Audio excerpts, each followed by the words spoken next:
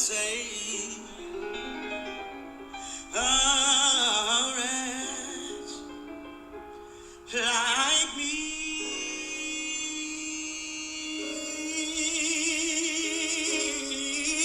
Oh, Good morning, good morning, good morning, good morning, good morning to all of God's people, creatures, well-being, and species. Good morning. I come to you today with another quick, small tip. I was sitting in meditation, and as peacefully as my soul reside, I saw a small image of a man sitting on the sidewalk with his head bowed and his hand to his face. And a small voice came to me and said, "Beautiful blessings." And I thought for a second, where are we going with the message? Beautiful blessings. And I know sometime in life we move within our own inner being and things that we have going on with us.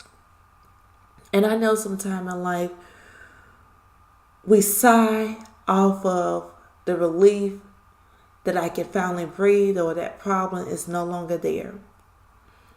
But I'm here to say, you notice that sometime in life we have to sit at the edge of the curve with our hand on our head and give thanks and gratitude for the small well-being of life. I know this journey that we're on, we're not on it by ourselves. So I want to encourage someone, wherever you're at in your life, continue to feel blessed. Continue to feel the level of gratitude. Continue to be thankful in the moments of life where you know that you may not even have, it may not have been qualified for you. And when mercy continue to come in and extend itself with the level of grace and opportunity for you to become the better person, for you to be better than where you was at on yesterday or either 10 years ago. And I've been battling with something this week. And a lot of people say, well, you always have a great spirit or you have a positive outlook on it. And I knew what the individual said to me at the given time was totally wrong, unethical. And I realized that they're battling with something inside of themselves. So instead of me looking at the funnel in a negative way, I turned it upside down. I turned it upside down where the smaller tube was facing up and the bigger tube was facing down. And simply because in life, we want the bigger things in life. But sometimes we have to flip it where it may not seem like we're going to receive it, but the bigger or the open part of that valve is at the bottom. So even though the lid of the funnel is small at the top, if you flip it, it's small at the bottom. But if you flip it, it'll be smaller at the top and the mouthpiece will be wider at the bottom. And what does that do for an individual? What does that do for the soul?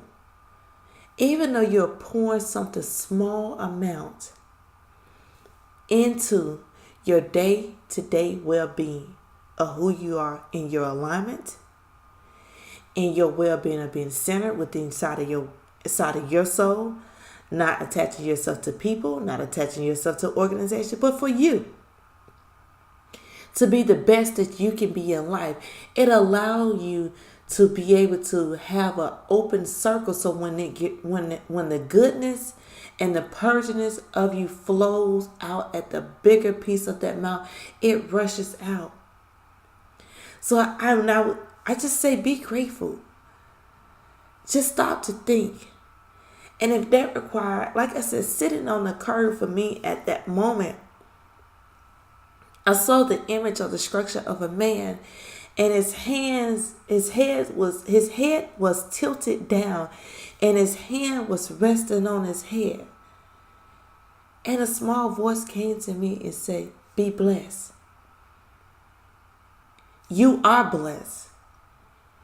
You are grateful. You are kind. You have something that's inside of you that a lot of people wish they had. And we all have it.